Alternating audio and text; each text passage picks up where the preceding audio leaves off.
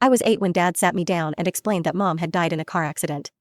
He showed me the newspaper clipping, the funeral program, and even took me to visit her grave every Mother's Day.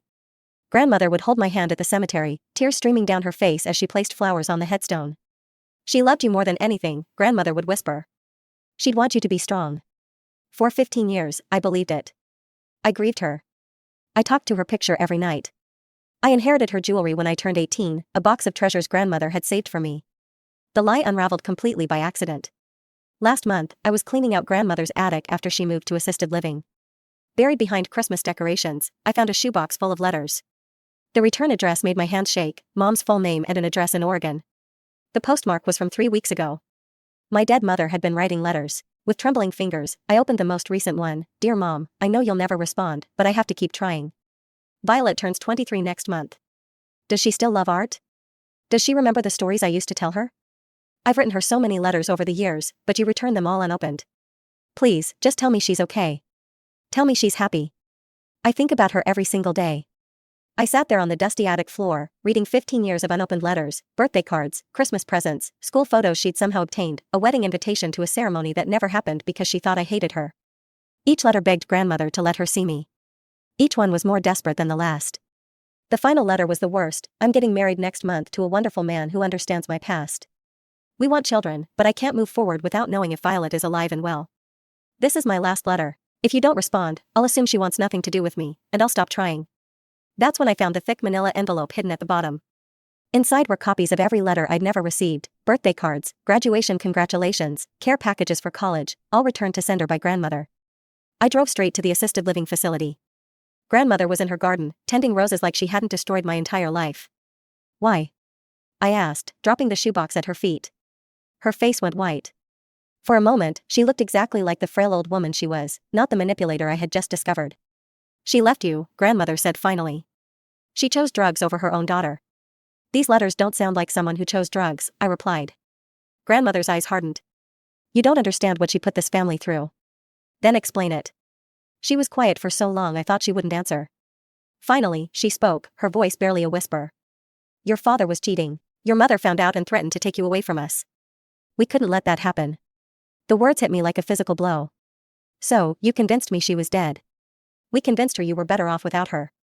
I stared at this woman who'd raised me, who'd comforted me through nightmares about losing my mother, who'd helped me place flowers on a fake grave for 15 years. "Where is she?" Grandmother looked up with eyes full of regret. "Portland." "But Violet, you have to understand, I was already walking away. That night, I booked a flight to Oregon. I found her address through the letters. For the first time in 15 years, I was going to see my mother. But what I discovered when I got there changed everything I thought I knew about my family. The address led me to a modest blue house in a quiet neighborhood. Children's toys scattered the front yard. Wind chimes hung from the porch, playing the same melody Mom used to hum when she tucked me in. I sat in my rental car for 20 minutes, working up the courage to knock. Through the front window, I could see her. She was older, her hair shorter, laugh lines around her eyes. She was helping a little boy with homework at the kitchen table. The scene looked so normal, so peaceful, everything I'd been told was a lie. When I finally knocked, the man who answered was tall with kind eyes, the husband she'd mentioned in her letters. "Can I help you?" he asked. Before I could answer, I heard her voice from inside. "Who is it, honey?" "I'm looking for my mother," I said, my voice barely steady. His eyes widened with understanding. Violet, she appeared behind him, and the years collapsed. She looked exactly like I remembered, just older. Her hand flew to her mouth, and she made a sound like she'd been punched. "Baby," she whispered. I started crying immediately. 15 years of grief, anger, and confusion poured out of me in that doorway. She pulled me into her arms, and I was 8 years old again, safe and loved. "I thought you hated me," she sobbed. "I thought you never wanted to see me again. I thought you were dead," I managed through my tears. Her husband, David, I learned later, ushered us inside. The little boy at the table turned out to be my half-brother, Leo, who was 7. He looked just like I did at that age. "You're my sister?" he asked, not understanding the magnitude of what was happening. Mom couldn't let go of my hand as she explained everything. After she discovered Dad's affair, she demanded a divorce and full custody. That's when Dad and Grandmother conspired against her. They'd hired a private investigator to dig up dirt from her past, a brief struggle with prescription painkillers after a surgery when I was 6. "It was 3 months," she said. "I went to rehab, got clean, never touched another pill, but they used it to paint me as an unfit mother." The family court battle was vicious. Dad had money and connections. Mom had a public defender. Grandmother testified that mom was unstable and dangerous. They had witnesses testify about things that never happened. Your father's secretary claimed she'd seen me drinking before picking you up from school, Mom continued, her voice getting stronger as she told me the truth. His golf partner said I'd called him asking for drug connections. All lies, but convincing ones. Why didn't you fight harder? I asked. I tried. For 8 months, I fought. But every court appearance, every deposition, they'd bring up new accusations.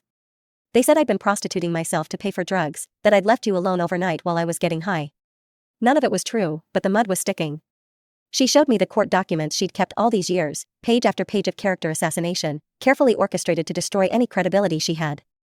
The breaking point came when they threatened to put you in foster care, she said. They claimed that if the court couldn't trust me, and if your father was proven unfit due to his work schedule, you'd become a ward of the state while they investigated both of us. They made me choose, Mom said, her voice breaking. Give up all rights to you, or they'd drag the case out for years, traumatize you with custody battles, and likely win anyway because of my medical history. Worse, you might end up in the system. So, she signed away her rights. They told me it was temporary, that once things settled down, we could revisit it. But they lied about that, too. That's when she showed me the real kicker, a restraining order Dad had filed against her, claiming she was stalking me and making threats against the family. I tried to see you at school once, she said, just to make sure you were okay. The principal called the police. Your father had told them I was dangerous. She'd spent years trying to contact me through lawyers, only to be told I didn't want to see her. When she tried to call, Dad said I was too upset to talk. When she showed up at school, Grandmother convinced her I was scared of her. They orchestrated the fake funeral to make it final. Your father showed me pictures of you crying at my grave, she said. Said you were finally getting closure and I needed to let you heal. But you kept writing. I couldn't stop hoping. Every birthday, every Christmas, every major holiday, I'd send letters to Grandmother, begging for news. She returned them all unopened. But there was more to the story. Mom had moved to Oregon not just to escape, but because Dad's family had connections everywhere in our home state. They'd made sure she couldn't get decent work, couldn't find an apartment, couldn't even get a library card without someone recognizing her name and treating her like a criminal. Your Uncle Pete called every job I applied for, she said. Told them I was a drug addict who abandoned her child. It took me 3 years to realize I had to leave the state entirely. Uncle Pete, Dad's brother, who'd always been my favorite relative, the man who taught me to ride a bike, who never missed a birthday, who'd comforted me at Mom's funeral. Pete knew the truth. They all knew. Your Aunt Linda, your cousins, even your father's parents before they passed, Mom said. It was a family conspiracy. The betrayal ran deeper than I'd imagined.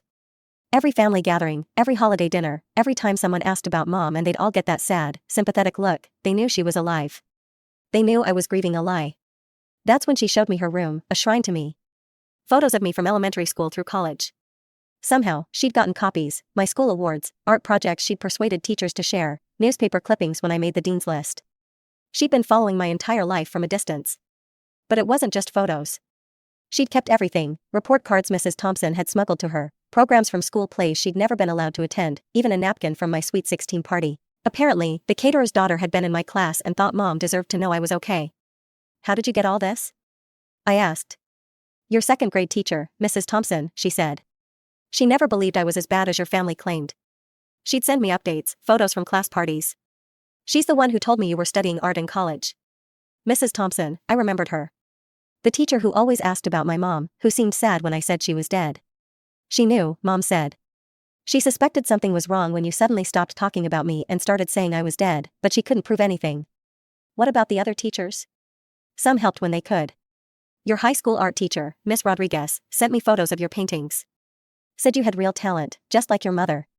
She didn't know I was alive, but she knew something wasn't right about the story she'd been told.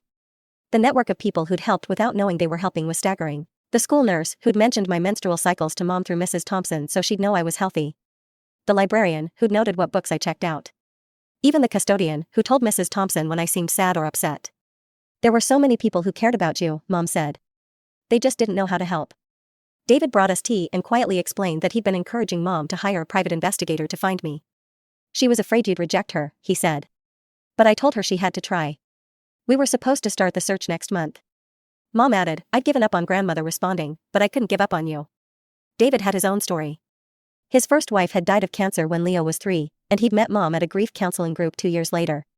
She talked about you constantly, he said with a sad smile. For the first year I knew her, I thought you were dead, too. It wasn't until we got serious that she told me the truth. What did you think when you found out? I asked him. I was furious, he said. I have a daughter, too, from my first marriage, and I couldn't imagine anyone keeping her from me. I wanted to drive to your state immediately and confront your father. Why didn't you? Because your mother was terrified it would backfire, that your family would convince you she was trying to disrupt your life, or worse, that they'd move you somewhere she'd never find you again. We talked until dawn. She told me about her life, how she'd moved to Oregon to start over, become a social worker helping kids in foster care, met David at a grief counseling group after his first wife died of cancer. I wanted to help children who felt as lost as I did, she said. But her work had a darker motivation, too. She'd specialized in cases where children were separated from fit parents due to false allegations or family manipulation. I've reunited 17 families over the years, she said. Every time I helped a child find their way back to a parent who loved them, I imagined someone doing the same for you and me. Leo had been David's son from his first marriage. Mom had raised him since he was 3, after David's first wife died. He knows about you, she said. I've told him stories about his big sister who lived far away. You talked about me every day, I said. David says I talk about you too much. She smiled through fresh tears. He's not wrong. Leo had his own questions. At 7, he couldn't understand why his sister had been gone so long, but he was excited to finally meet me. I saved you this, he said, running to his room and returning with a drawing he'd made. It was a stick-figure family, him, Mom, David, and a taller girl labeled Violet. I drew you bigger because Mom said you're grown up, he explained. That's when I realized the full scope of what had been stolen from us, not just 15 years together, but Leo's childhood with his real sister, graduations, birthdays, holidays, the chance to grieve together when my grandfather died last year. I'd cried alone while she wasn't even told he'd passed. Grandfather's funeral, I said suddenly. You didn't know? Mom's face crumpled. He died when? Last December. She sobbed then, not just for the loss, but for missing the chance to say goodbye to the man who'd raised her. He loved you, I said. Even after everything, he'd ask about you sometimes. I think he knew something wasn't right. But grandmother always changed the subject. Did he suffer? No. He went peacefully. Dad said his last words were about hoping you were happy, wherever you were. We held each other while she grieved the father she'd lost twice, once when she was forced to leave, and again when he died without knowing the truth. That afternoon, she took me to places she'd lived when I was little, places I barely remembered but that flooded back as we walked through them, the park where she'd taught me to swing, the ice cream shop where we'd go for special treats, the library where she'd read to me every Saturday morning. I come here sometimes, she admitted as we stood outside our old apartment building, just to remember when we were together. The building manager, Mrs. Chen, an elderly woman who'd always liked Mom, recognized her. Is this little Violet? She asked, beaming. My goodness, you're beautiful. Your mother used to bring your picture to show me how you'd grown. She did? Every year on your birthday, she'd cry and tell me stories about what you must be doing, what you must look like. I always wondered why you never visited. Another person who'd known the truth but hadn't been able to help. I need to call Dad, I said that evening. Mom's face hardened. Violet, you should know, he remarried when you were 12. They had 2 kids, boys. He replaced us both. I'm so sorry, baby. I never wanted this for you. The stepmother had seemed nice enough when I was growing up. But now, I wondered what she knew. Had Dad told her the truth about Mom? Did she know she was helping raise a daughter stolen from her mother? I called Dad from Mom's kitchen, putting it on speaker so she could hear. Violet, it's early. Is everything okay? I'm in Oregon, I said. With Mom. The silence stretched so long I thought he'd hung up. Sweetheart, your mother is alive. I know. I found the letters. Another pause. You don't understand the whole story. Then tell me. But instead of explanations, he started making excuses. The custody battle had been expensive. I was better off with stability. Mom was unstable back then. They were protecting me. You let me grieve a living person for 15 years, I said. We thought it was best. You thought it was convenient. Mom squeezed my hand, tears streaming down her face as she listened to him scramble for justifications. The affair was a mistake, he said. I was young and stupid. You destroyed our family because you couldn't keep it in your pants. Mom flinched but didn't defend him.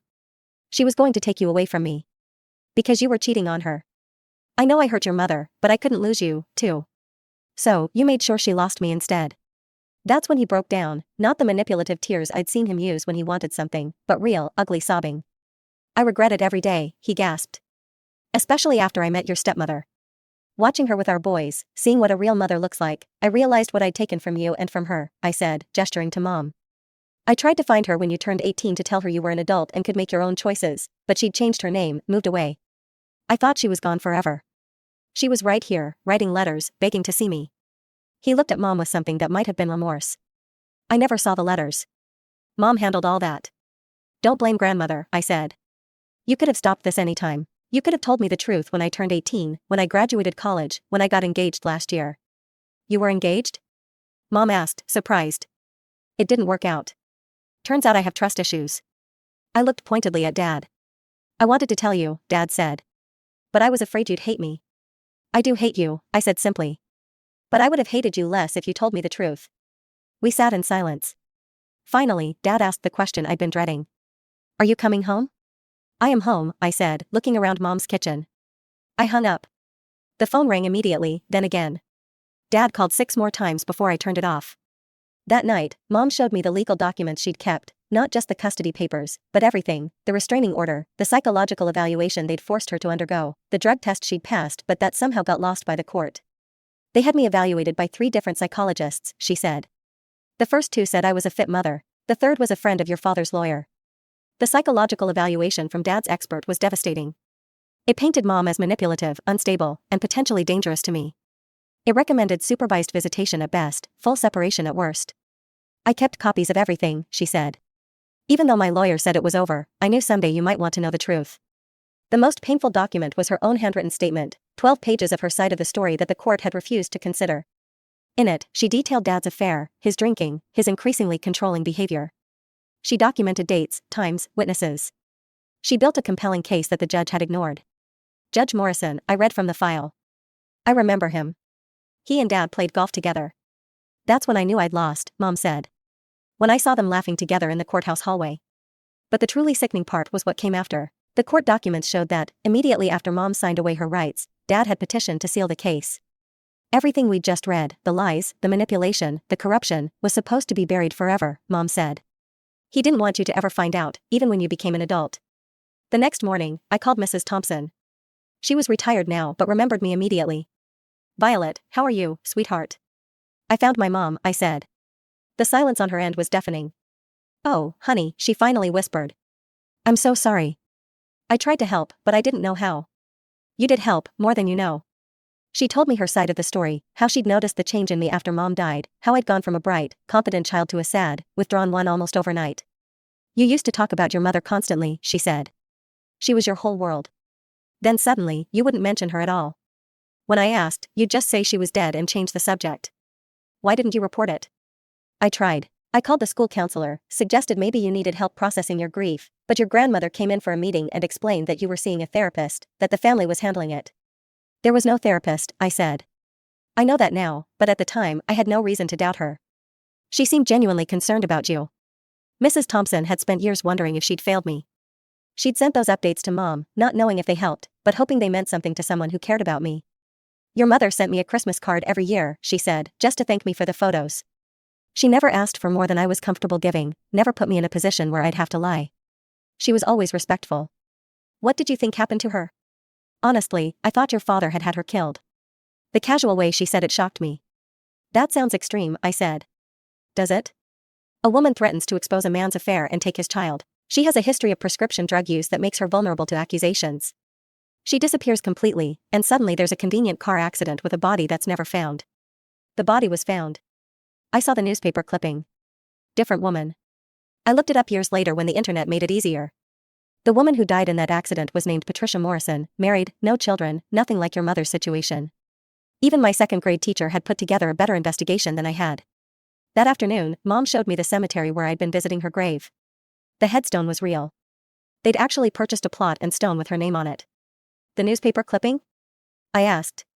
They used a real accident from the same day. Different woman, similar age. Your grandmother was always good with details. Is anyone buried here? No, it's an empty plot. We stood there, looking at her fake grave, and I thought about all the times I'd cried there, begging her spirit to send me signs she was okay. I'm so angry, I told her. Good, she said. You should be. But she had her own anger to work through, 15 years of believing I hated her, 15 years of wondering if I was safe, if I was happy, if I even remembered her. Do you know what the worst part was? She asked as we drove back to her house. Tell me. Your 16th birthday. I spent the whole day imagining you getting your driver's license, going on dates, becoming the woman I'd never get to meet. That night, I had a breakdown. David found me on the bathroom floor, sobbing uncontrollably. What happened? He held me while I cried. And then he said something that probably saved my life. He said, she's out there loving the memory of you. Even if she thinks you're gone, that love doesn't disappear. Someday, she'll understand. I thought about 16-year-old me, crying myself to sleep because I missed my dead mother, neither of us knowing the other was alive and grieving the same loss. I stayed in Oregon for 2 weeks. I met Mom's friends, who'd heard about me for years. Her best friend, Carmen, hugged me like she'd known me my whole life. Your mom has your baby pictures on her phone, Carmen said. She shows them to everyone. We all feel like we watched you grow up. I helped Leo with homework and learned he was obsessed with dinosaurs, just like I'd been at his age. I watched Mom and David together. They were genuinely happy, the kind of contentment I'd never seen in my father's house. David had his own way of making me feel welcome. He'd clear out his home office so I could have a quiet place to process everything. He'd cook my favorite foods. Somehow, Mom had told him things I liked that I'd forgotten telling her when I was little. She never stopped being your mother, he said one evening as we cleaned dishes together. Even when she couldn't be with you, she never stopped loving you like one. I asked him about the years before I'd found them. She'd have good days and bad days, he said. Good days, she'd be hopeful. She'd talk about what she'd say when she saw you again, what she'd want to know about your life. Bad days, she'd be convinced you were better off without her. What changed? Leo. When I adopted him, watching her become his mom, she was so natural at it, so good. It made me realize how much had been stolen from both of you. The night before I was supposed to fly back, I made a decision. I want to stay, I told Mom. Honey, you have a life. You have a job. That's not the same thing. I want to get to know you and Leo. I want to be part of this family. She cried and held me like she was afraid I'd disappear again. I called my boss and quit, found a sublet in Portland, started working at a local art gallery while figuring out my next move. But staying meant confronting the rest of my family. Dad called constantly, demanding I come home. Grandmother called, crying, begging me to visit. I ignored them both. Then Uncle Pete called. Your father told me what happened, he said. I think you're making a mistake. You knew she was alive, I said. Silence. Pete, you knew. You all knew. It was complicated. It was criminal. You helped them destroy evidence, falsify documents, commit fraud. He tried to justify it for 20 minutes, how Mom was unstable, how the family was just trying to do what was best, how I didn't understand the full situation. I understand that you're all liars, I said and hung up. Aunt Linda tried next, then my cousins. Each call was the same, a mix of defensiveness and attempted manipulation. They'd minimized Mom's pain, justified their deception, and tried to convince me I was throwing away my real family for a fantasy. The worst was my cousin Beth, who I'd been close to growing up. She abandoned you, Violet, Beth said. Maybe not physically, but emotionally. A real mother would have fought harder. She did fight. Your family destroyed the evidence. You're being dramatic. You had a good childhood. You were loved and cared for. Built on a lie. Sometimes lies protect people. Sometimes lies protect liars. After I hung up, I felt hollow. These people had been my world for 15 years. They had celebrated my birthdays, attended my graduations, comforted me when I was sad, and all of it had been built on the foundation of keeping me from my mother. Then Dad showed up in Oregon. I was having coffee with Mom when I saw him through the window, standing on her front porch. She went rigid. You don't have to see him, she said. Yes, I do. He looked older, grayer. When Mom opened the door, he stared at her like he was seeing a ghost. You look good, he said quietly. What do you want? Mom asked. To talk to my daughter. I'm listening, I said from behind Mom. We sat in the living room, the same room where I'd learned the truth 2 weeks earlier. Dad looked around at the photos of me covering the walls, the evidence of 15 years of love from a distance. I never meant for it to go this far, he said. How far did you mean for it to go? I asked. He couldn't answer that. I was young and stupid. I made mistakes. You destroyed our family because you couldn't keep it in your pants. Mom flinched but didn't defend him. She was going to take you away from me. Because you were cheating on her. I know I hurt your mother, but I couldn't lose you, too. So, you made sure she lost me instead. That's when he broke down, not the manipulative tears I'd seen him use when he wanted something, but real, ugly sobbing. I regret it every day, he gasped. Especially after I met your stepmother. Watching her with our boys, seeing what a real mother looks like, I realized what I'd taken from you and from her. I tried to find her when you turned 18 to tell her you were an adult and could make your own choices, but she'd changed her name, moved away. I thought she was gone forever. She was right here, writing letters, begging to see me. He looked at Mom with something that might have been remorse. I never saw the letters. Mom handled all that. Don't blame grandmother, I said. You could have stopped this anytime. You could have told me the truth when I turned 18, when I graduated college, when I got engaged last year. You were engaged? Mom asked, surprised. It didn't work out. Turns out I have trust issues. I looked pointedly at Dad. I wanted to tell you, Dad said. But I was afraid you'd hate me. I do hate you, I said simply. But I would have hated you less if you told me the truth. We sat in silence. Finally, Dad asked the question I'd been dreading. Are you coming home? I am home, I said, looking around Mom's kitchen. He nodded, like he'd expected that answer. What about school? Your job? Your friends? I can finish school anywhere. I'll make new friends. As for work, I looked at Mom. I'm thinking about social work.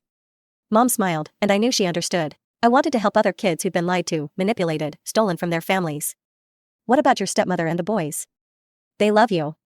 For the first time, I felt a pang of guilt. My half-brothers were innocent in this. They were 8 and 10, and they adored their big sister. I'll maintain a relationship with them, I said, but not through you. Dad left that evening. He hugged me goodbye, and for the first time, it felt like he was saying goodbye forever. I love you, he said. I know, I replied. But love isn't enough when it comes with lies. After he left, Mom and I talked about what came next. I don't want you to give up your whole life for me, she said. I'm not giving it up. I'm taking it back. 6 months later, I enrolled in Portland State's social work program. Mom and I see each other almost every day. Leo calls me his real sister now, not his half-sister. David treats me like I've always been part of the family. But integrating into their life wasn't seamless. There were awkward moments, inside jokes I didn't understand, family traditions I hadn't been part of, memories that didn't include me. Sometimes, I felt like an intruder in their established dynamic. It's going to take time, Mom said during one particularly difficult dinner when I'd felt left out of a conversation about Leo's early childhood. We have to learn how to be a family together. She was right. We had to figure out how to navigate holidays, how to handle disagreements, how to balance my relationship with her against her relationship with David and Leo. There were also practical issues. I had to transfer my credits, find new doctors, establish residency. I had to learn to drive in a new city, figure out the public transportation, find grocery stores and banks and all the mundane aspects of building a life somewhere new.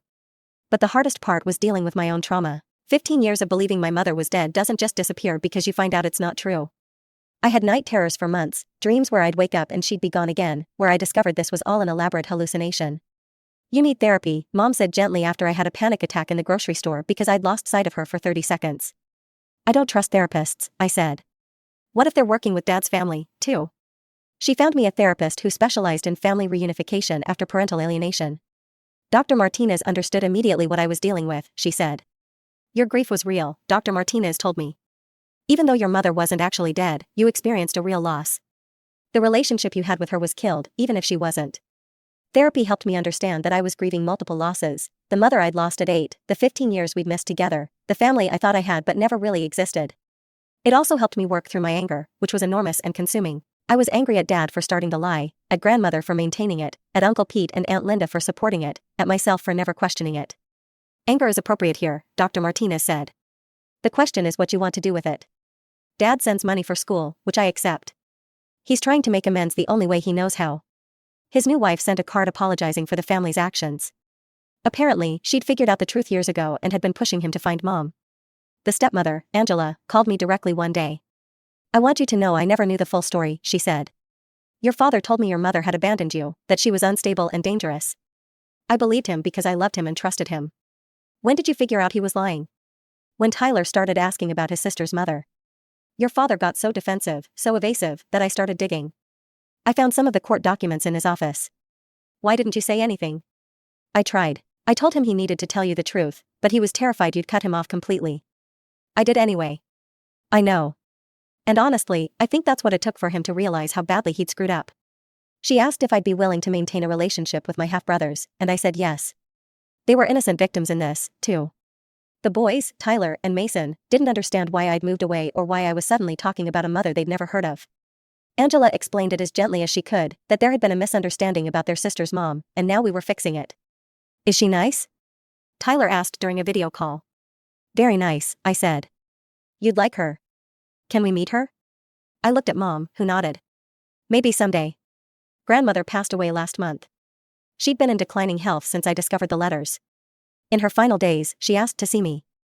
I went, but I didn't forgive her. I thought I was protecting you, she whispered from her hospital bed.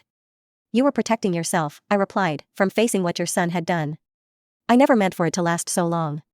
When? When did you decide 15 years was too long? She couldn't answer. She died holding the photo of Mom and me from my 8th birthday, the last picture taken before their lie began.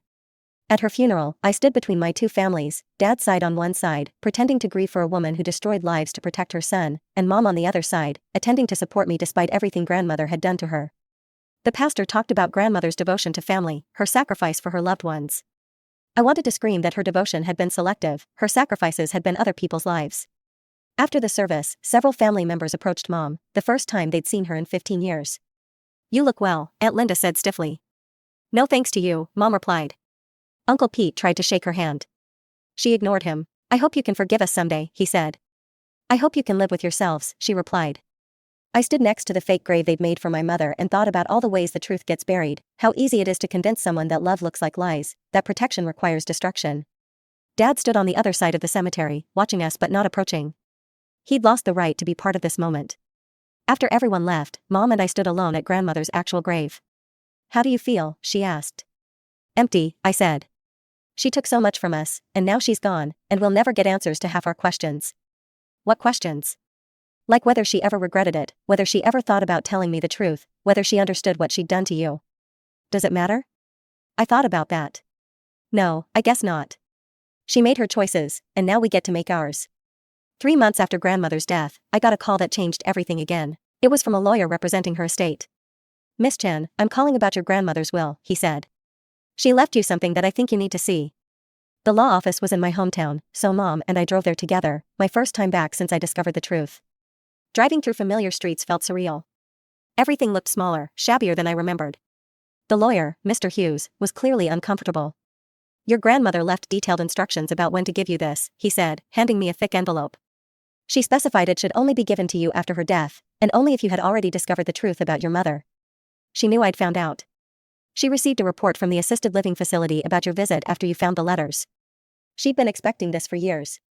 Inside the envelope was a letter in grandmother's handwriting. "Violet, if you're reading this, then you know what we did. I won't insult you by trying to justify it, but I want you to understand why. Your father wasn't just having an affair. He was embezzling money from his company to pay for it. When your mother found out, she didn't just threaten to leave him, she threatened to turn him into the police. We couldn't let him go to prison. You were 8 years old. You needed at least one parent. So, we made a choice. We convinced your mother that if she disappeared quietly, we wouldn't press charges for her prescription drug use. If she tried to take you or expose your father, we'd have her arrested, and you'd end up in foster care while she went to jail. She agreed to leave because she thought she was protecting you. But then your father's company started investigating the missing money anyway. He was going to be caught regardless. Rather than admit we destroyed your family for nothing, we doubled down. We told you she was dead. We made it permanent. Every year that passed made it harder to tell the truth. How do you explain to a child that you lied about her mother being dead? How do you admit that level of betrayal? So, we kept lying and lying until the lies became the truth. I know you hate me. You should. But know that I loved you, even as I was hurting you. Everything I did was because I couldn't bear to see you suffer. I was wrong. I see that now. I made you suffer anyway. The money I'm leaving you, it's not enough to make up for what I took, but it's what your mother should have received in the divorce. Use it to build the life you should have had with her. I'm sorry. I'm so sorry. Love, grandmother." There was more: bank statements showing Dad had stolen nearly $200,000 from his company, police reports I'd never seen, and a confession letter from Dad, written but never sent, admitting to the embezzlement and the frame-up of Mom. "Your grandmother kept evidence of everything," Mr. Hughes said. "I think she always knew this day would come. The inheritance was substantial, enough to pay for my remaining education and help Mom and David buy a bigger house so Leo and I could each have our own rooms. But more than the money, the letter gave me something I hadn't expected: closure. For 15 years, I'd wondered what I'd done wrong, why my mother had left me. Learning that she'd actually sacrificed herself to protect me transformed everything. She didn't abandon you," Mom said as we read the letter together in the lawyer's parking lot. "She saved you." That evening, I called Dad. "I know about the embezzlement," I said without preamble. Silence. "You let Mom take the blame for your crimes. Violet, she could have turned me in. She could have sent you to prison and kept me. Instead, she gave up everything to protect me from having a father in jail." "I know. Do you really understand what she sacrificed?" "Yes." "Then why didn't you ever try to make it right?" More silence. "Because you're a coward," I answered for him. "Because admitting the truth would have meant facing the consequences of your actions." I was afraid. She was afraid, too. She was afraid I'd grow up without a father. So, she gave up being my mother. I hung up and never spoke to him again. 6 months later, I started working at the state's Child Services Department. My first case was a little girl whose father claimed her mother had abandoned them. The mother's family insisted she'd died in an accident. I looked at that file and thought about 15 years of stolen letters. What does your instinct tell you? My supervisor asked. Someone's lying, I said. Then let's find out who. It took 3 weeks, but we uncovered the truth. The mother hadn't died or abandoned her daughter. She'd been in a coma for 2 years after a car accident, and the father had told the child she was dead rather than let her see her mother in a hospital bed. When we reunited them, the little girl, only 6 years old, looked at her mother and said, "I knew you weren't really gone. I could feel you." Some lies are too big to bury forever. Eventually, the truth finds its way home. Mom and I are planning a trip to visit the graves of her parents, my grandparents, whom I barely remember. We're going to tell them what happened and that we found each other again. Do you think they'd be proud of us? She asked. I think they'd be proud of you, I said, for never giving up. Last week, Leo asked if he could change his last name to match mine and Mom's. I want people to know we're really family, he said. David was supportive. Family isn't about names, he said. But if it matters to Leo, it matters to me. So, we're all going to be the same family, officially. It took 23 years, but I'm finally getting my mother back.